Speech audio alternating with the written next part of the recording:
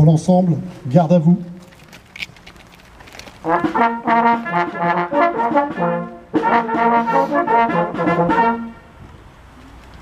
Prêt pour les couleurs? Envoyez.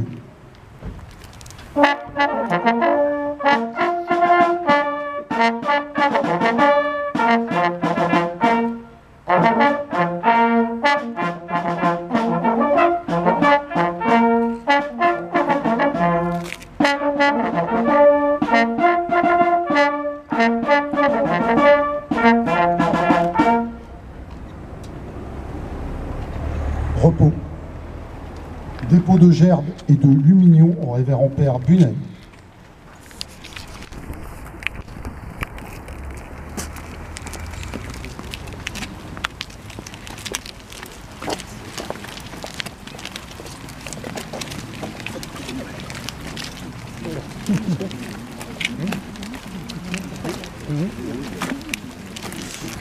C'est bien.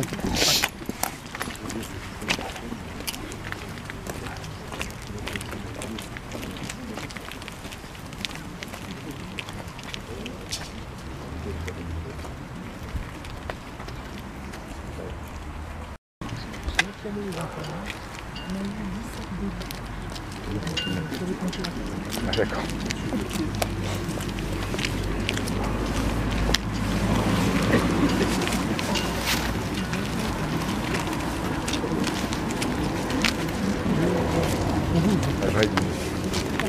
Pour une première fois.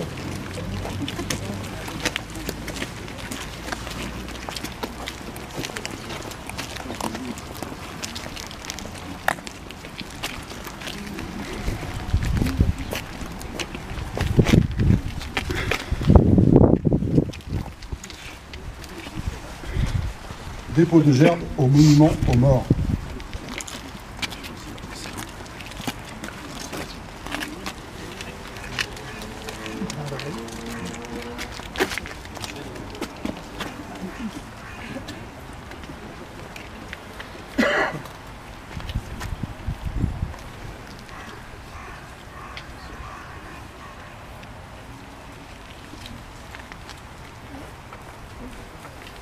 Aux morts.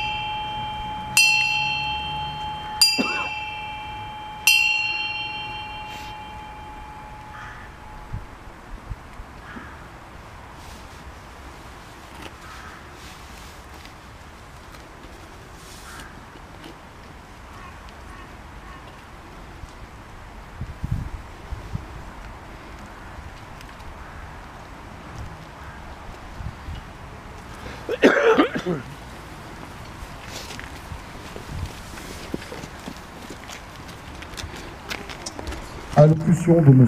Guy Boulard, président des anciens combattants UNC OPEX.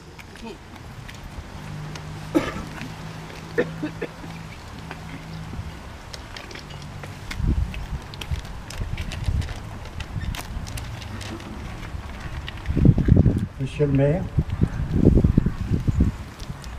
mesdames et messieurs les élus, monsieur le représentant de la gendarmerie, les représentants des sapeurs-pompiers, les porte-drapeaux, mesdames et messieurs, je vais vous lire une allocution du général de corps d'armée, Hervé Longuet, qui est notre président national. Par la loi du 28 février 2012, le 11 novembre est le jour anniversaire de l'armistice de 1918 et de la commémoration de la victoire et de la paix. Il rend hommage à l'ensemble de ceux qui sont morts pour la France, civils ou militaires, dans des conflits anciens ou en opérations extérieures récentes. Après les commémorations de la campagne d'Indochine, de la bataille de Dien Bien Phu, l'année 2024 a vu celle du cycle mémoriel du 80e anniversaire des débarquements de Normandie et de Provence, de la libération de la France, de la marche au Rhin. Saluons la mémoire des résistants et des combattants venus des quatre coins de l'Empire français, ainsi que celle des étrangers qui y ont participé, donnant leur vie pour notre pays afin qu'il soit libre. Le 11 novembre 1944, les troupes alliées et françaises étaient aux portes de la Moselle et de l'Alsace, province annexée par le Troisième Reich en 1940.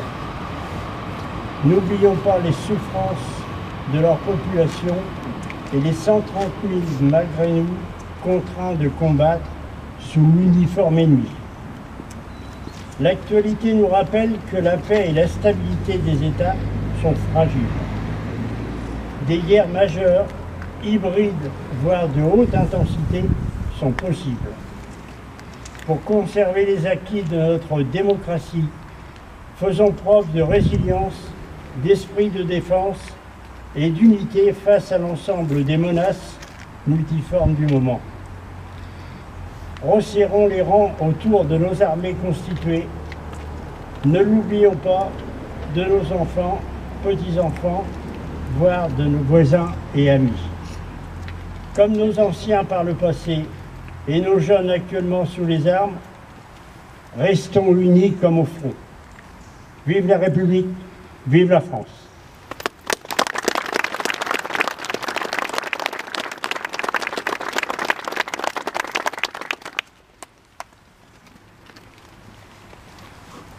Allocution de M. Guy Boulard, président des anciens combattants UNC.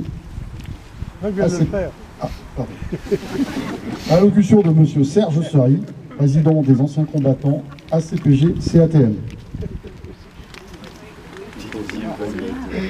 C'est rare, ça va. C'est rare qu'il fait d'erreur. Ils sont tous évicités. Monsieur le maire, mesdames et messieurs les élus et les corps constitués, en vos noms et qualités, les enfants du Conseil jeune, mesdames, messieurs, chers camarades. Message de l'UFAC, Union française des associations de combattants et de victimes de guerre. Aujourd'hui, nous commémorons dans toutes les villes et dans tous les villages de France la signature à Rotonde de l'armistice mettant fin à la guerre de 1914-1918, il y a 106 ans. Après le conflit, partout, presque partout, ont été érigés des monuments aux morts ou des stèles commémoratives. Véritables sentinelles de la mémoire, qui nous rappellent les sacrifices et les souffrances endurées par nos aînés.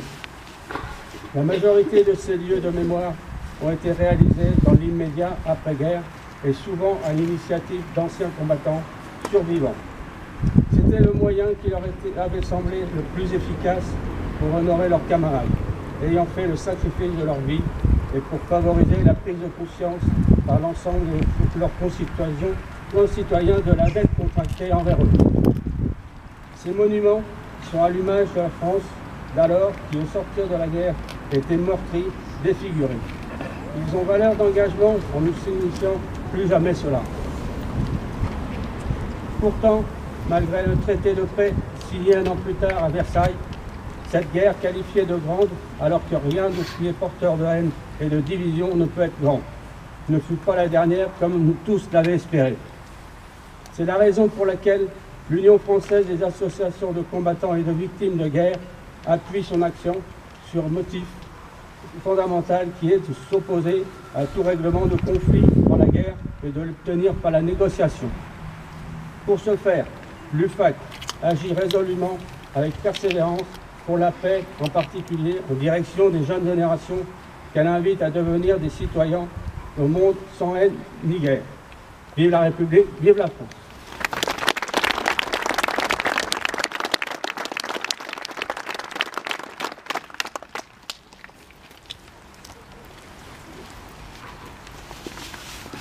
Allocution de Monsieur Christophe Bouillon, maire de la ville de Barentin.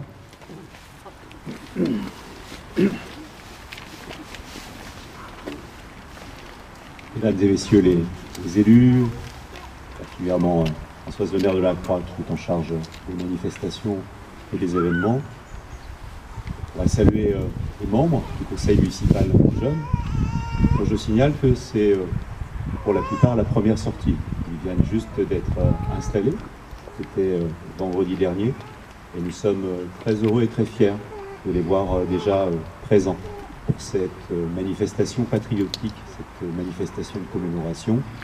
Saluer bien évidemment Guy Boulard, président de l'UNC, ici à Barentin, dont nous venons de fêter le 50e anniversaire et nous avons eu le plaisir d'accueillir le congrès départemental de l'UNC ici même à Barentin. Saluer bien évidemment Serge Serry, le représentant des ACPG CATM. Saluer également Jean-Pierre Brault, le président d'honneur de l'UNC, l'ensemble des anciens combattants et particulièrement nos deux porte-drapeaux. Saluer également la présence de la gendarmerie nationale.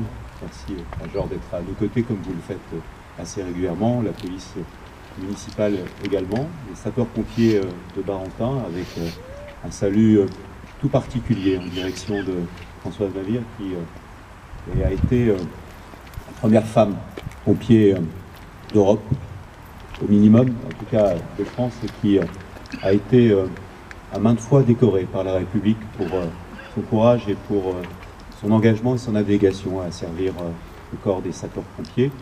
Saluer également les scouts de France, ici, les scouts de Barentin, qui existent depuis plusieurs années dans notre commune.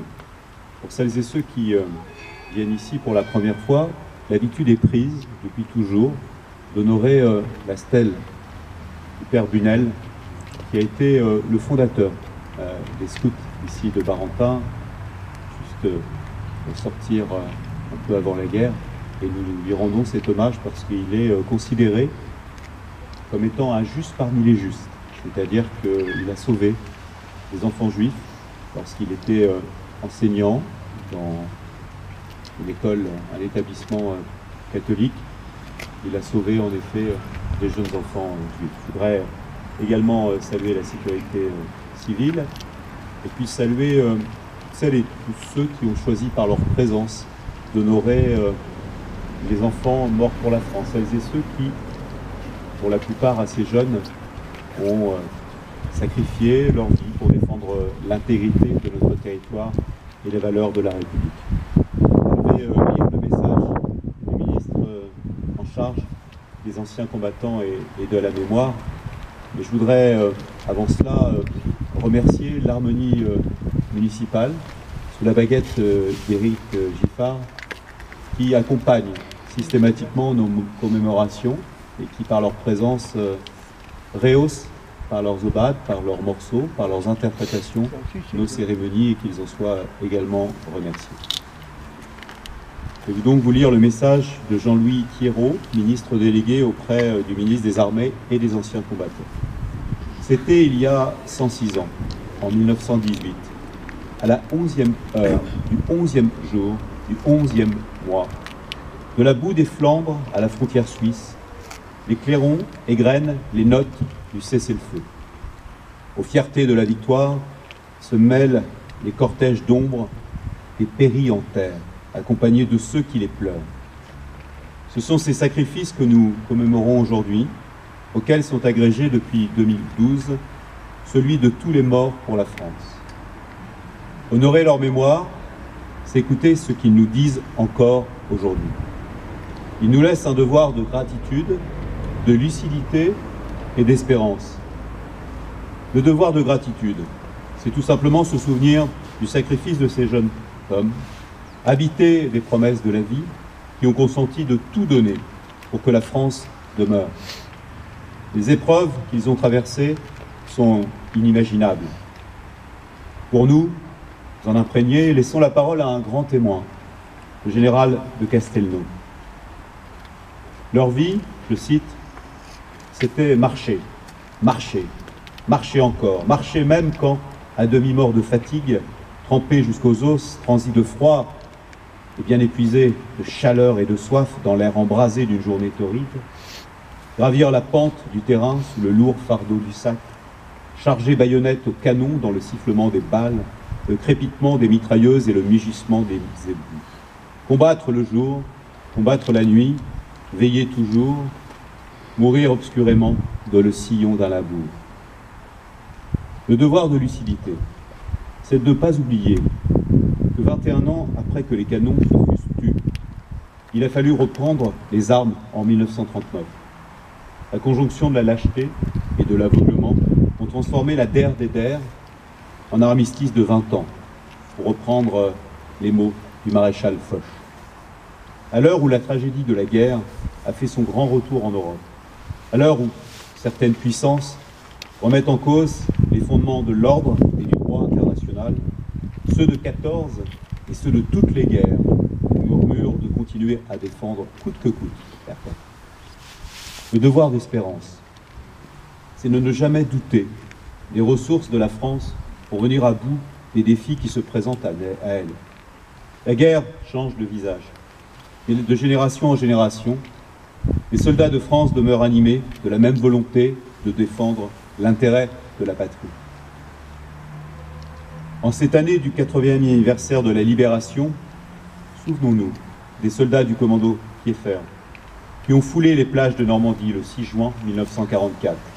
Souvenons-nous des soldats de la première armée de Lattre qui ont débarqué en Provence, de ceux de la 2e division blindée du général Leclerc, qui depuis le désert, à Koufra, ont remonté jusqu'à Strasbourg pour libérer et accomplir leur serment. Souvenons-nous des héros de la résistance intérieure, mais aussi du calvaire des incorporés de force d'Alsace-Moselle. Souvenons-nous du courage des parachutistes de Dien Bien Phu, de celui des soldats qui se battent en opération extérieure, et notamment ceux du Liban, qui défendent la paix depuis 1974. C'est pas compris? Quelqu'un qui en avait.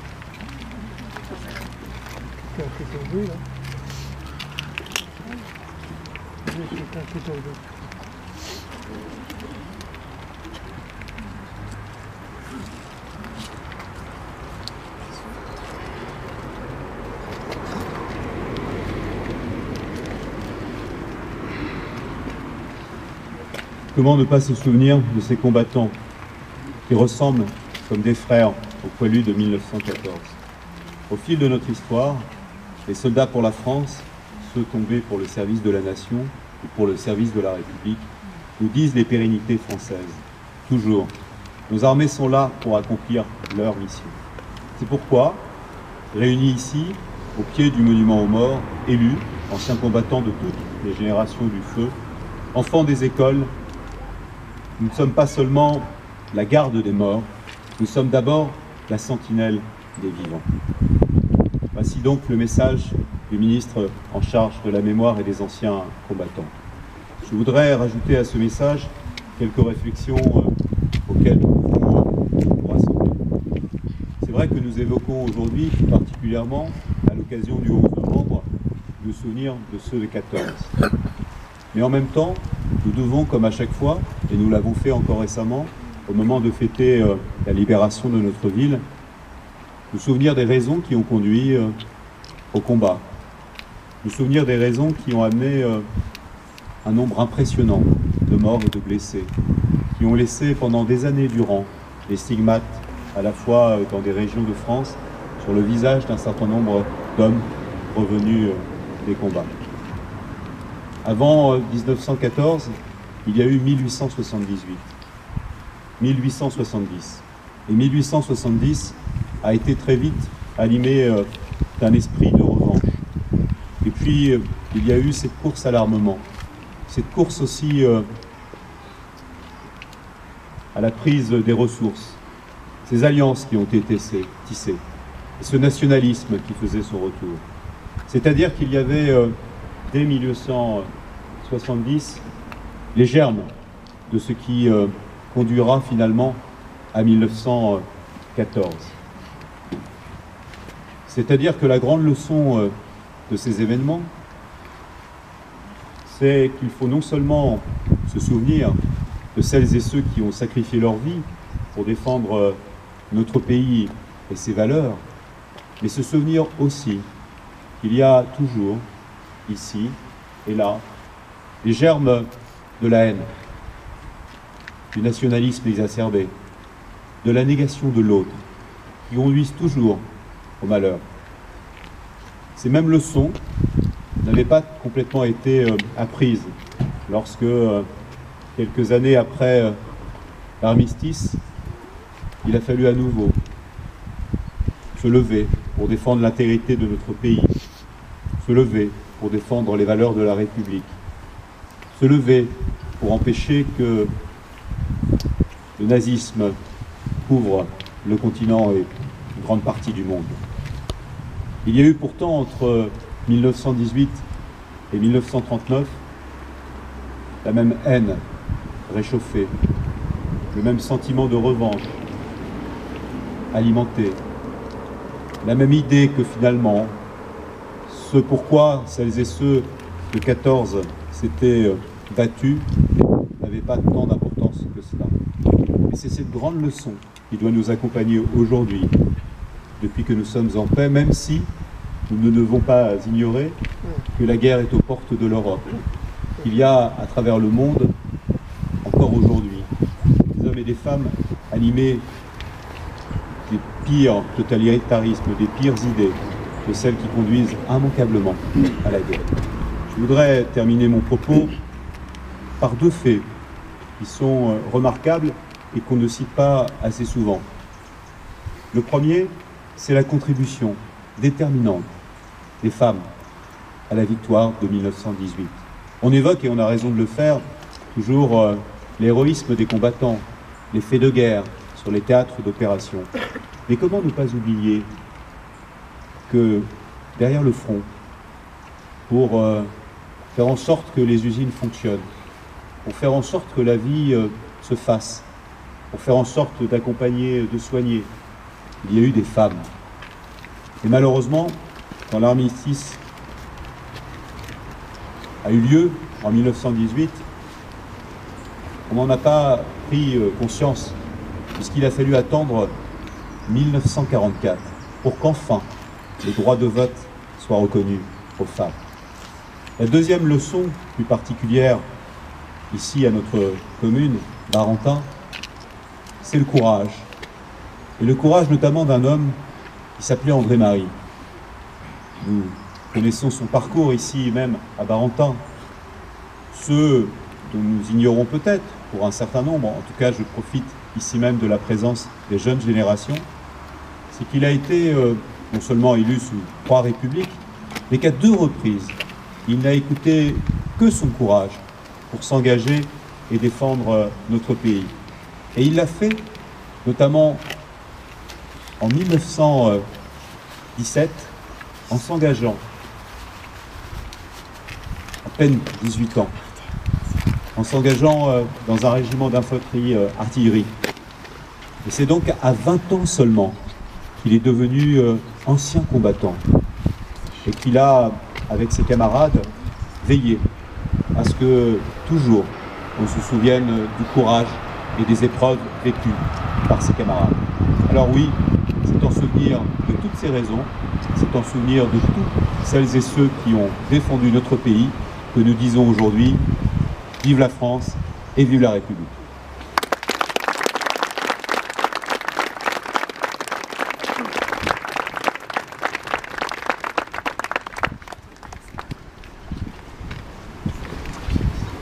La Marseillaise.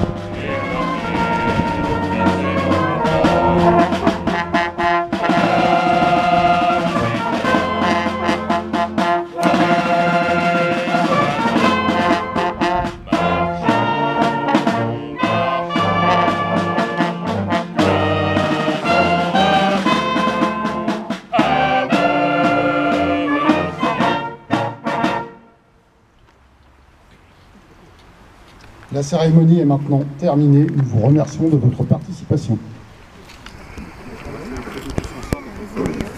Ah, avec les enfants, avec le conseil municipal jeune, Raphaël, ça va? Oui, ils sont bien.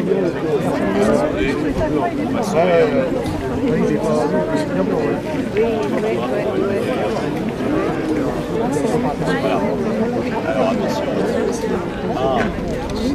Attendez. Prêt? 1, 2, 3. Parfait. Super. Bravo les enfants.